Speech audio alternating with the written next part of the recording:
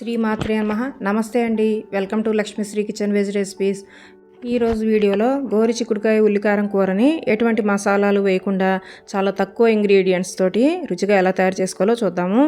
ఈ కూర రైస్, చపాతీ, పుల్కాల్లోకి చాలా బాగుంటుందండి. ఇప్పుడు ఈ కూరని ఎలా తయారు చేసుకోవాలో వీడియోలోకి వెళ్ళి చూద్దాం. ముందుగా దీనికోసం 1/2 కిలో గోరు చిక్కుడుకాయలను తీసుకున్నానండి.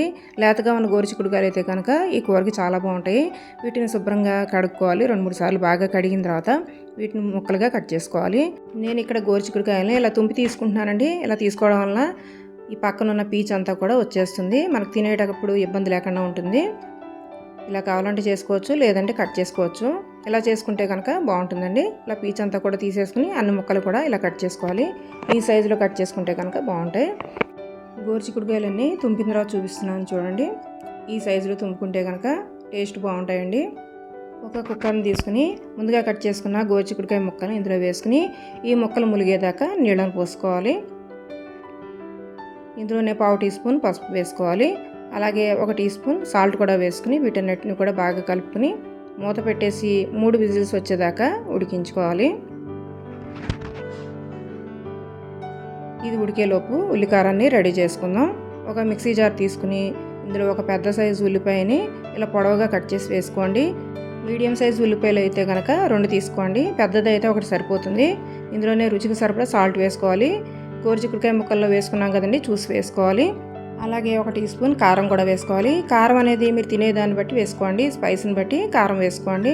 అలాగే 1/2 టీ స్పూన్ జీలకర్ర కూడా వేసుకుని వీటిని గ్రైండ్ చేసుకోవాలి. మరీ మెత్తని పేస్ట్లా చేసుకోకూడదండి, టేస్ట్ బాగుండదు. కొంచెం ఇలా పలుకులుగా తగిలేటట్టుగా ఉల్లిపాయ ముక్కలు కనిపించేటట్టుగా గ్రైండ్ చేసుకోండి. వీటిని పక్కన పెట్టేసుకుందాం. ఇప్పుడు కుక్కర్ ప్రెషర్ పోయిందో లేదో చూద్దామండి.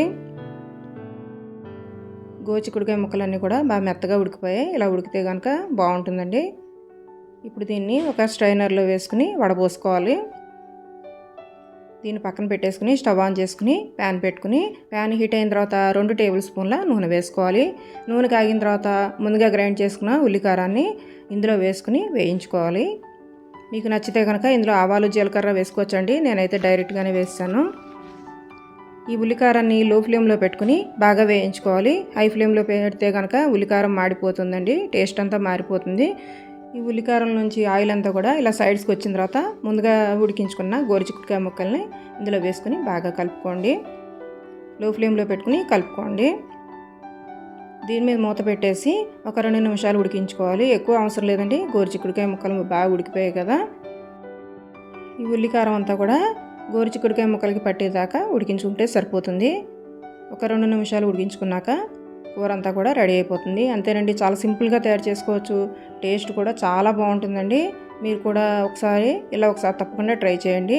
ట్రై చేసిన తర్వాత మీకు ఎలా వచ్చిందన్నది నాకు కామెంట్ ద్వారా తెలియచేయండి.